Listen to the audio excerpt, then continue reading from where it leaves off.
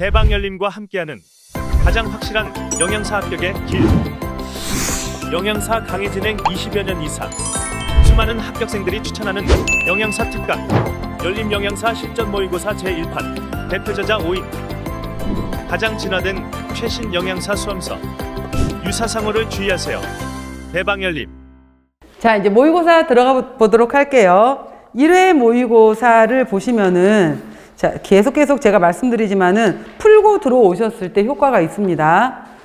자, 104페이지 23번 문제 보시면은, 먼저 계량기구의 용량으로 오른 것은 그랬죠. 부피법에서 한 컵은 200ml 였었고요. 그래서 한 컵에 해당이 되는 것을 큰술로 나누었잖아요. 이거 좀 이따 해볼게요. 한 큰술이 바로 15ml. 정답은 3번이죠. 그 다음에 한 큰술은 바로 15ml니까 밑에 5번 보시면은 1 작은 술이 5ml잖아요. 그러니까 한 큰술이 15ml고 1 작은 술에 해당이 되는 것이 5ml니까 한 큰술은 3 작은 술 이렇게 돼야 되겠죠. 그 다음에 한 컵이 200ml면은 나누기 이걸 큰술로 나눈다. 그러면 15로 나눠주게 되면은 대략 13.3 큰술 정도가 나오게 될 거예요. 200ml를 15ml로 나누는 거니까. 그래서 가장 옳은 답은 3번. 이렇게 가야 되겠죠. 자, 2번 말하는 거예요. 2번. 2번이 한 컵이 200ml니까 200ml를 큰술로 계산을 하게 되면은 200 나누기 15가 되면은 13.3이다. 그러니까 13번 들어가고 조금 더 들어가는 정도. 다음, 그래서 23번에 3번이고요. 이렇게 부피법 알아놓으셔야 되고, 24번, 조리 시 고기 덩어리 내부 온도. 자, 아까 표면 온도는 뭘로 측정했어요? 적외선인 거고요. 내부 온도를 찔러보고 싶어. 내부 온도가 75도 이상인지 보고 싶어 할 때는 탐침 온도계를 이용해야 되겠죠. 2번이고요. 그 다음에 25번. 자, 밥으로 식혜를 만들었다. 이때 전분의 주요 변화로 가장 옳은 것은 그랬잖아요. 밥으로 식혜를 만들었다는 것은 바로 식혜 안에 엿기름 성분을 이용하게, 식혜를 만들 때 엿기름을 이용했었을 것이고, 엿기름 안에 베타 아밀라제를 이용해서 결국은 전분을 분해시켜서 2개짜리 해당이 되는 걸로 쪼갰겠죠. 그래서 바로 당이 2개짜리인 메가당을 만들어서 단맛이 나게 만드는 과정을 우리가 당화 과정이다 라고 하게 되겠죠. 3번이고요. 당화. 26. 밀가루의 용도에 관한 설명으로 옳은 것은 그랬잖아요. 자, 우리가 아까 그 글루텐 함량에 따라서 강력분도 있고 중력분도 있고 강력분도 있고 초강력분도 있었어요. 그래서 초강력분은 최종적으로 글루텐 함량이 13% 이상. 그래서 이제 약간 단단한 것들, 스파게티면 이런 것들이었었고요. 강력분은 11% 이상으로 해서 식빵, 이런 하드롤, 이런 것들이었고, 웬만한 것들은 이제 중력분에 해당이 되는 것들이었었는데, 여기에 이제 뭐 국수도 들어가고, 만두피도 들어가고, 수제비도 들어가고, 우동도 들어가요. 강력분은 9% 아래쪽에 해당이 되는 걸로 해서 비스켓이라든지 약간 바삭바삭한 느낌들, 파이라든지 이런 것들 들어가겠죠. 자, 국수 중력분이고요. 만두피 중력분이고요. 우동면 중력분이고요. 세몰리나를 이용해서는 거칠게 갈았다 이거예요. 그래서 이거는 그 두련미를 이용해서 거칠게 갈았다는 뜻이 세몰리나. 그래서 보통 스파게티면 이런 데 이용하는 거고요. 스폰지 케이크이라는 것은 박력분을 이용해야 되겠죠. 그럼 옳은 답에 해당이 되는 것은 2번이다. 이렇게 찾으셔야 되겠죠.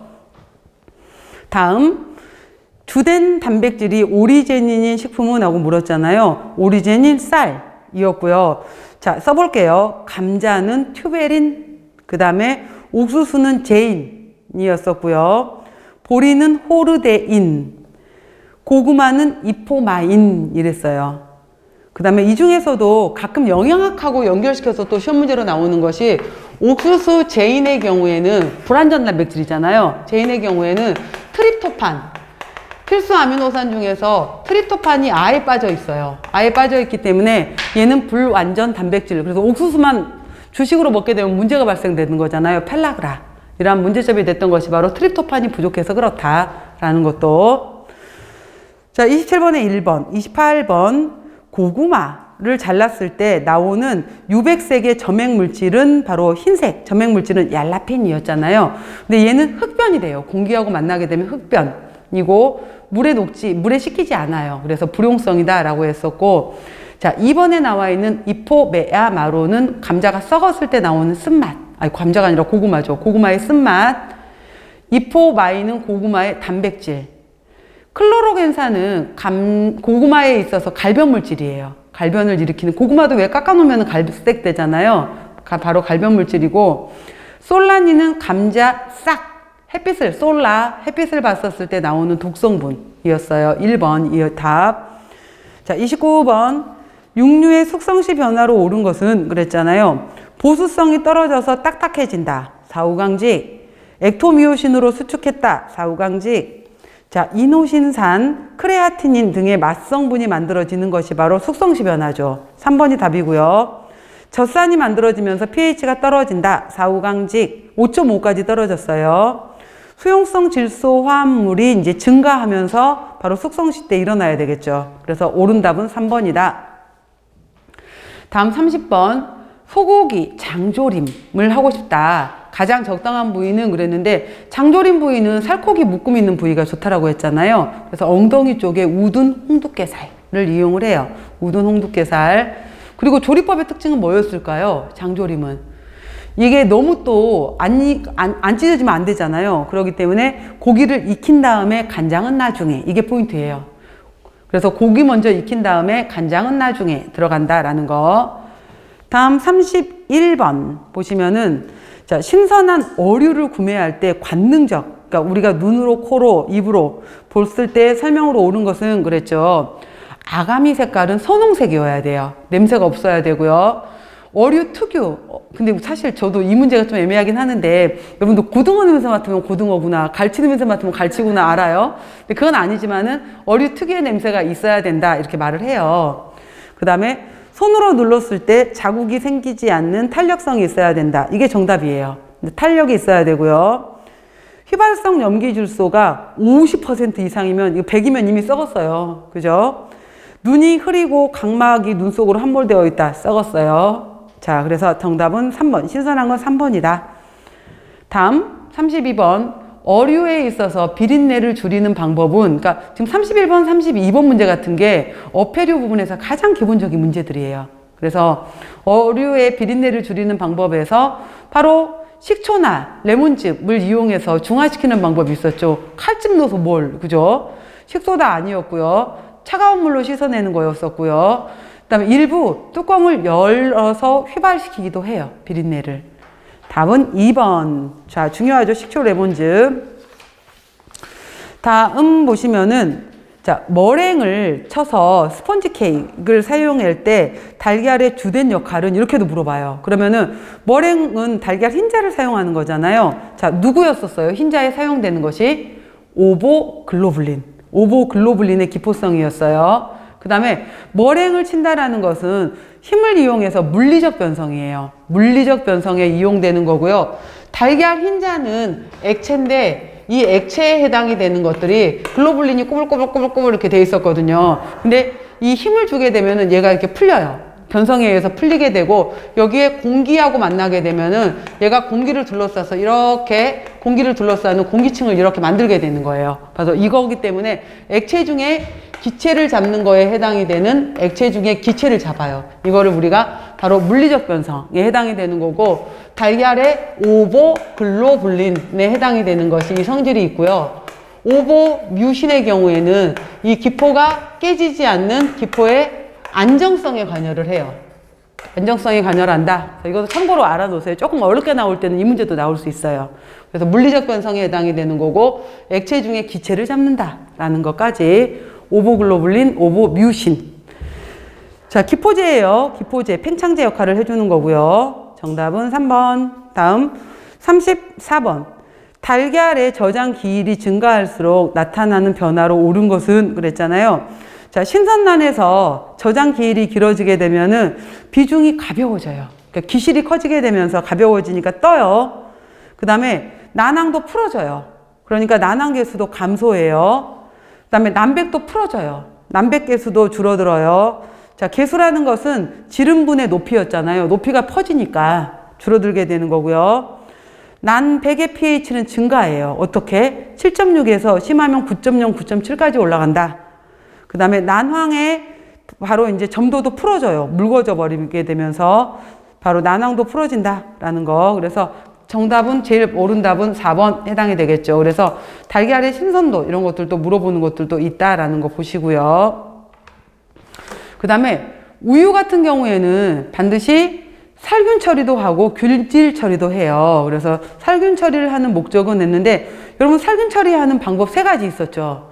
저온 장시간 살균법, 고온 단시간 살균법, 초고온 순간 살균법 이런 거 있었잖아요. 3가지가 있었는데 왜 살균해? 살균하고 멸균의 차이점이 뭐예요? 살균은 유해 미생물만 죽이는 거, 멸균은 다 죽여버리는 거. 그런데 바로 이제 우리가 일반적인 유통시키는 흰우유는 살균류들에 해당이 되는 건데 바로 유해 미생물을 사멸시키는 거예요. 그래서 살모넬라, 리스테리아, 포도상구균 이런 것들을 죽이는 거예요. 바로 이걸 유해 미생물을 사멸한다. 답은 4번이고요. 자, 36번. 콩나물을 삶을 때 끓기 전에 뚜껑을 열어버렸네. 그러면 비린내가 만들어져요. 이 비린내 성분이 뭐냐? 이렇게 물어볼 수 있어요. 콩나물의 비린내에 해당이 되는 성분은 헥사날이에요.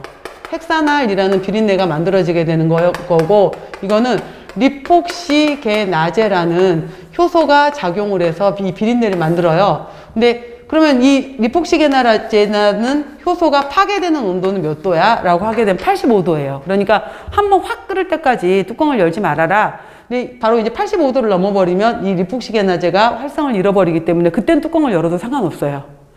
그래서 그 말이에요. 리폭시게나제. 참고로 1번에 나와 있는 폴리페놀 옥시다제는 갈변시키는 요소, 프로테아제는 단백질 분해 요소, 아밀라제는 당 분해 요소, 폴옥시데제는 과산화물 분해 요소 해당이 되겠죠. 리폭시게나제다. 답은 5번. 37번. 유지의 쇼트닝성을 이용한 식품은? 하고 물었잖아요. 쇼트닝성은 바로 이제 짧게 글루텐 구조의 표면을 둘러싸서 층을 분리시켜 주는 거잖아요. 층 분리 일어나서 부드럽게 만들었다. 여러분 뭘까요? 여기에서 파운드 케이크겠죠. 그래서 파이, 페스츄리, 파운드 케이크 이런 것들이 폭신폭신 부드럽게 유지가 들어간 것들의 정답은 3번 된다라는 거. 자, 그래서 페스츄리도 들어가고, 그러니까 페스츄리는 이제 냉장 버터가 들어가서 부분 쇼트닝성을 일으킨 거고, 파운드 케이크 같은 경우에는 약간 녹여서 전체적으로 해서 반죽을 부드럽게 만들어 버린 것이 파운드 케이크예요. 3번이고요. 38번.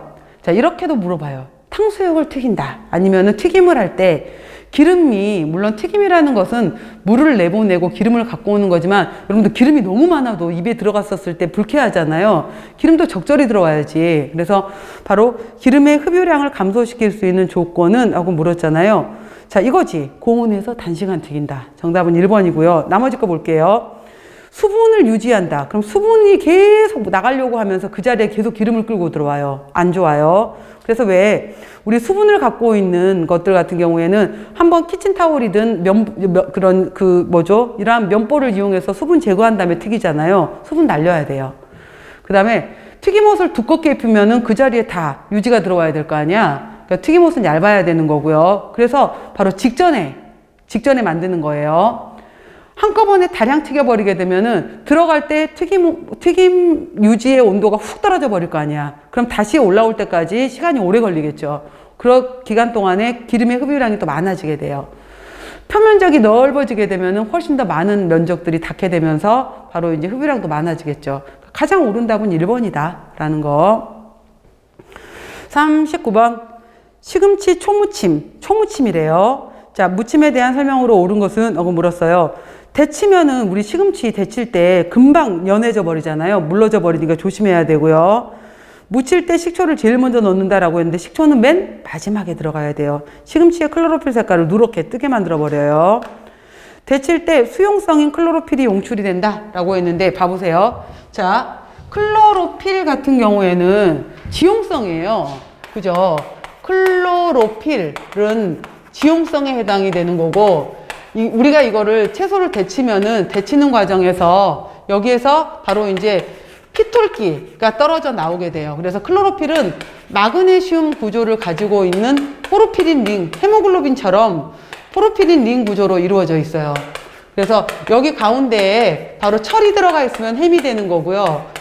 여기 가운데 마그네슘이 들어가 있게 되면 클로로필이 되는 거잖아요. 이걸 포르피린 링 구조라고 하게 되는 거예요. 그래서 이러한 구조로 연결되어 있는 것이 바로 마그네슘의 구조, 마그네슘에 갖고 있게 되는 것이 바로 클로로필의 구조에 해당이 되는 건데, 첫 번째, 두 번째, 세 번째 해당이 되는 여기에 바로 피톨기를 갖고 있게 돼요. 피톨기를 갖고 있게 되는데, 이 피톨기가 붙어 있으면 지용성이 되는 거예요. 그래서 이제 우리가 그냥 상추, 시금치, 오이 물에 담가 놓는다고 해서 초록물 안 나오잖아. 그때는 이 상태야. 근데 우리가 시금치를 데쳤어. 그럼 초록물이 나오잖아요. 그때 이게 끊어져 버리는 거예요. 이게 끊어지게 되면은 얘가 떨어져 버리니까 수용성이 돼 버리는 거예요. 피톨기가 떨어져 나오면서.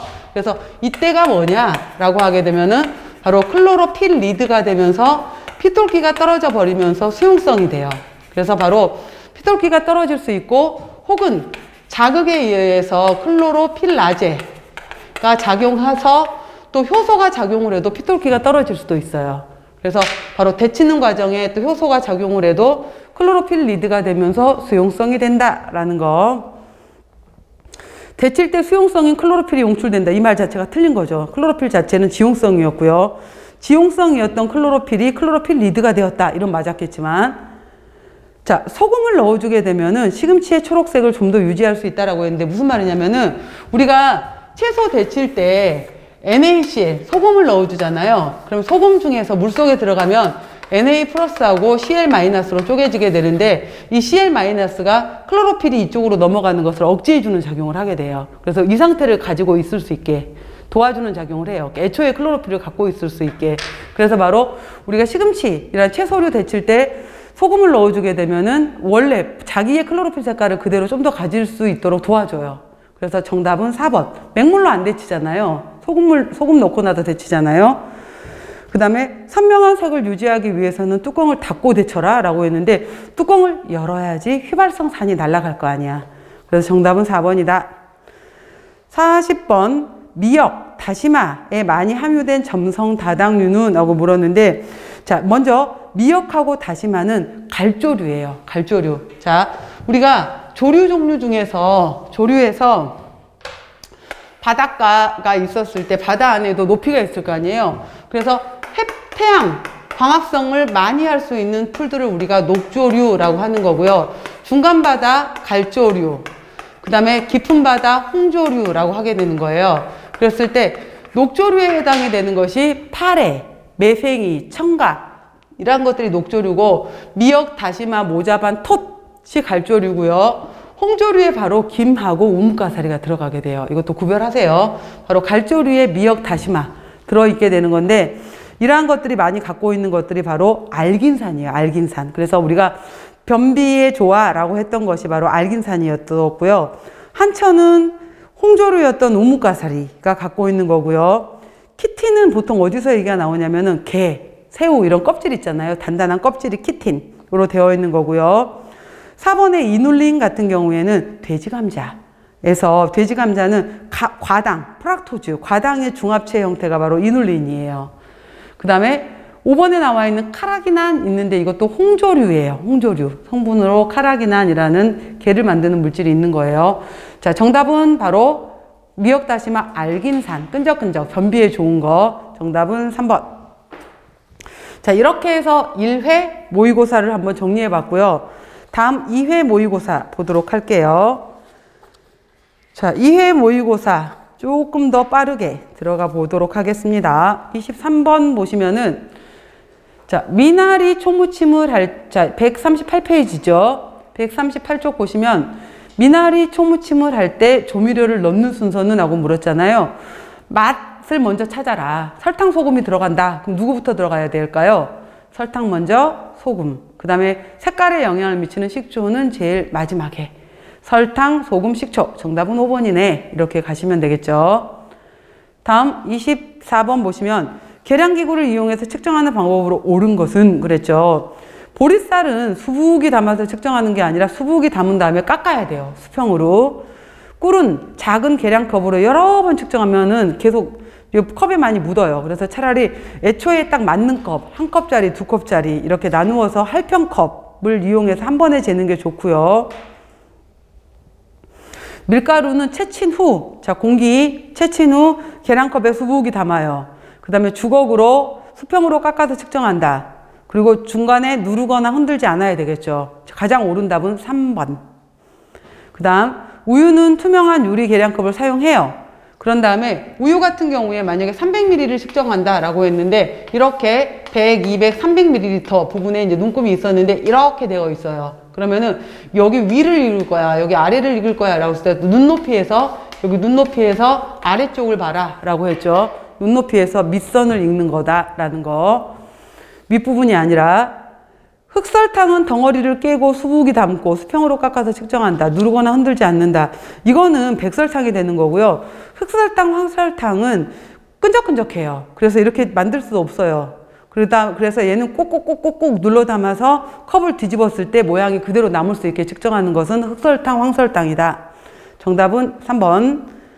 다음 25번. 고구마를 다음 두 가지 방식으로 구웠을 때 더 달 것으로 추측되는 것을 찾아봐라 라고 했어요. 하나는 120도씨에서 40분간 구운 거, 하나는 60도씨에서 30분간 굽다가 120도씨에서 20분을 더 구웠대요. 자, 어느 거냐? 라는 거예요. 나번이에요, 나번. 왜냐면은 바로 고구마 속에 들어있는 베타아밀라제가 활성화되는 온도가 60에서 65도거든요. 그 온도에 노출되어 있었던 나번이 훨씬 더 전분을 메가당으로 많이 만들었어요. 당화를 시켜서.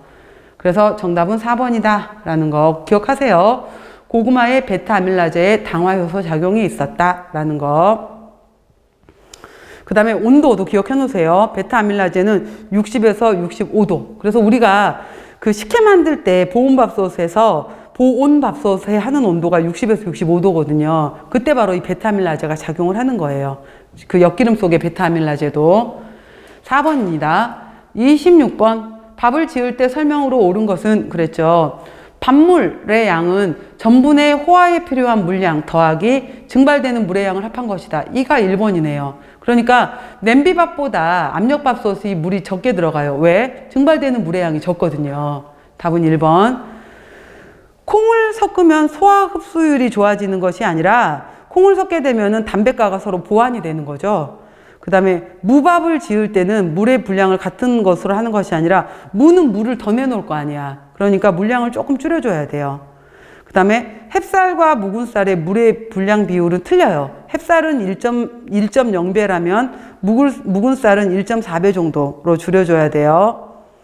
그 다음에 밥물은 보통 쌀 부피의 일반적으로 부피의 1.2배, 무게의 1.5배예요. 부피로는 손등이라고 말했던 것이 1.2배, 무게로 1.5배. 그래서 가장 옳은 답은 1번이다. 자, 27번. 밀가루 반죽에서 글루텐 망의 형성을 억제하고, 자, 글루텐 억제, 부드럽게 한다 라고 하게 되면은 설탕하고 유지였어요. 그런데 여기 지금 설탕 얘기가 안 나와 있으니까 글루텐 망의 형성을 억제해서 막을 만들어 버린다. 바로 유지, 버터 얘기를 하는 거죠. 정답은 2번. 다음 28번. 토란에 끈적끈적 점질물. 이렇게 물어볼 수도 있어요. 토란이 끈적끈적하다. 이 점질물의 성분은 무엇인가? 뭐라 그랬어요, 여러분들? 갈락탄. 갈락토지의 중합체 갈락탄. 자, 이걸 제거할 수 있는 방법으로 가장 옳은 것은 그랬어요. 식초물 데치기, 소금물에 담그기, 맹물에 담그기, 쌀뜨물에 데치기, 설탕물에 담그기. 자, 데치는 방법이 좋아요. 그럼 식초물에 데칠까요? 쌀뜨물에 데칠까요? 쌀뜨물이 더 좋아요. 소금물이나 쌀뜨물에 데친다. 정답은 4번. 29번.